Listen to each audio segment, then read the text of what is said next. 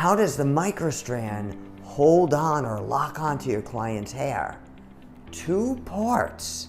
One is automatic hold, something revolutionary. Because the microstrand is soft, it'll actually mold to your client's head like another piece of skin. When you apply it and comb the hair through, then that makes it mold to the client's head like another piece of skin and provide automatic hold that holds it the majority of the way. Now, what holds it the rest of the way? Behind the microstrand, which you cannot see, are little comb locks. Look, I'm pointing to it.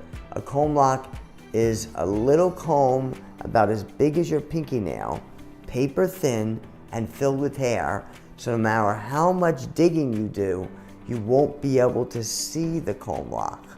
The comb lock locks it the rest of the way. So in summary, you apply it, comb the hair through, now it has automatic hold that's holding it the majority of the way, and the comb locks lock it in place, holding it the rest of the way. So what this means, you'll be able to apply this simply and quickly onto your client's hair, blending it through, and it'll last them a full month through swimming and shampooing and doing any activity.